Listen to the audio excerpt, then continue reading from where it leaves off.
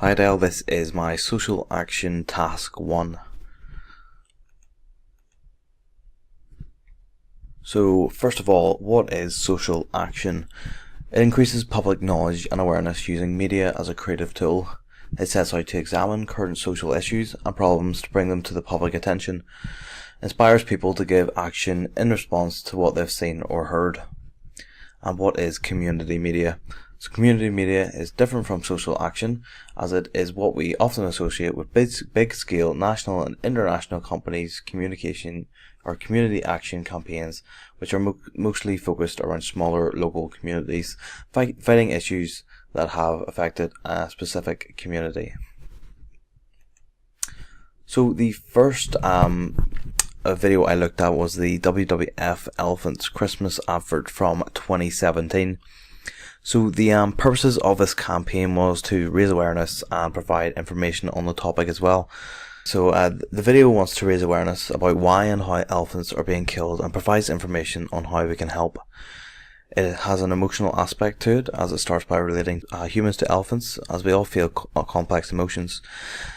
This is to get the audience connected within the first few seconds of the video, and then goes on to show what the poachers look like and give the audience an actual representation on what happens when they're going to be going out to kill. Again, they relate us to the elephants with, like us, they feel loss, and then we can see dead elephants with its tusks carved out. The advert then goes on to explain that they are interested in the tusks, and that's why they are killing the elephants.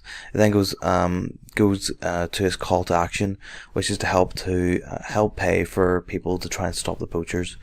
At the end, it shows an elephant family walking away, which shows the audience what help they can bring to the elephants, so they can live a happy life. So the impact of this campaign, it has an emotional impact on the audience, as it highlights the mistreatment of elephants, but also gives them an option to donate to help.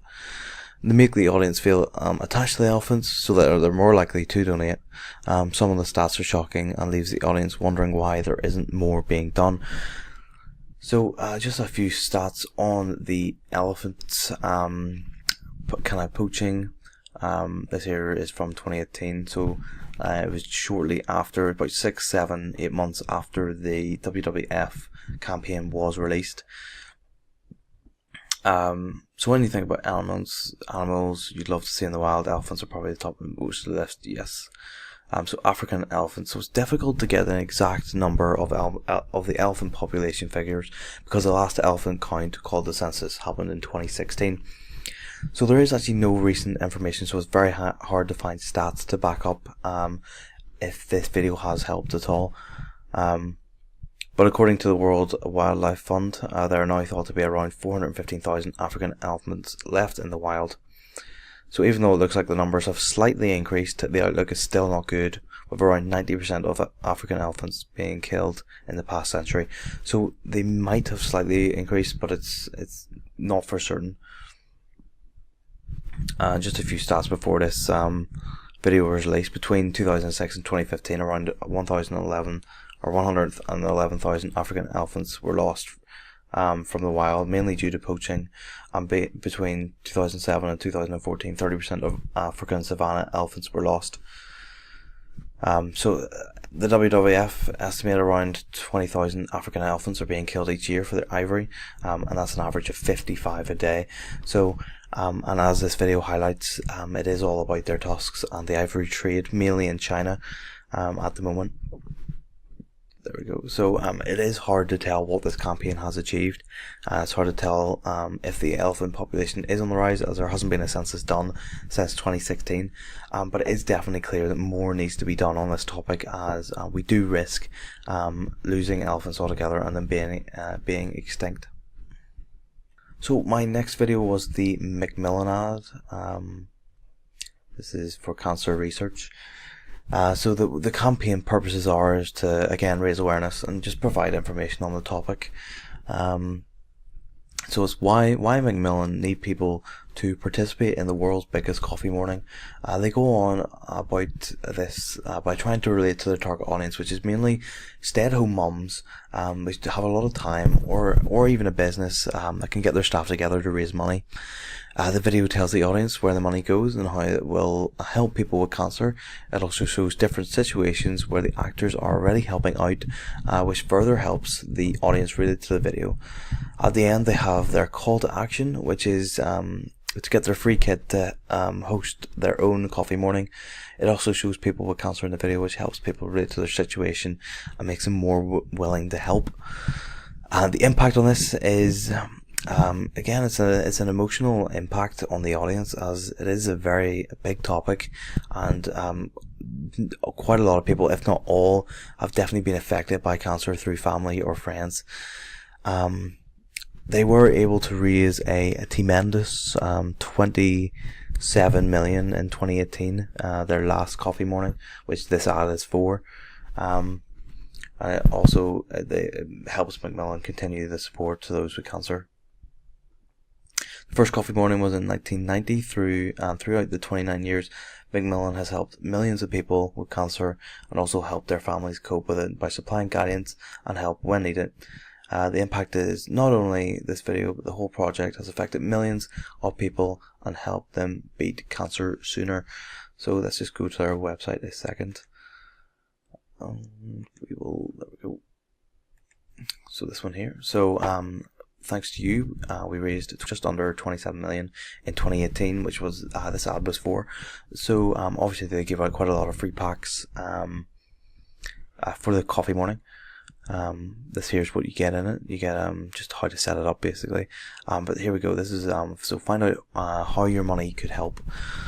So £28 could help pay for a Macmillan nurse for an hour. We also have £112 could help pay for a Macmillan social care worker for a whole day, for helping patients, family members and carers manage the social and practical problems. 134 could keep a typical Macmillan Information and Support Centre stocked with all the information and resources it needs to support people affected by cancer for 2 whole weeks. And then also £170 could help our welfare advisors on Macmillan support line deal with 5 calls or web inquiries, which is quite a lot. But that just shows you a wee bit of where their money's going. And also on their website they have a few pages on which people they have helped, singling out a few people just to tell their stories. But yeah, that's where the money goes, and that's the impact of the campaign. So yeah, and it is very successful. So successful it's happening again in 2019. So the WWF plastic pollution is the third and final video I looked at. Again, it raises awareness and provides information on the situation. They do this by showing the audience a montage of shocking footage, be it plastic pollution or animals dying because of us, and the way that we are treating the world. The audience will feel shocked when watching this, and it shows them what they're doing against the world. It also will make them feel like they want to help and do their bit. Their call to action is join the fight for your world. This shows them where to get the information and how to help. Again, the impact is an emotional one on the viewer, as it shows us what we're doing to the world and what we really need to do. And because this video was released just a few months ago, it's very hard to tell what impact it has had on the population. But there has been an increase of people being aware of how to reduce their plastic consumption.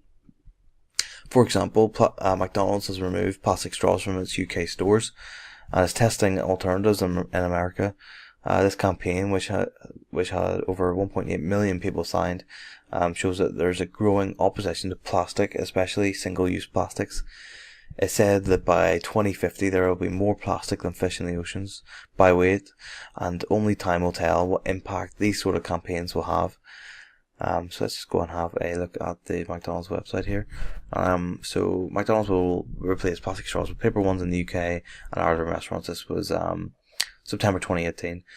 because the restaurant chain uses 1.8 million straws a day in the UK, which is huge, and taking them out of the ocean and replacing them with paper ones is definitely good.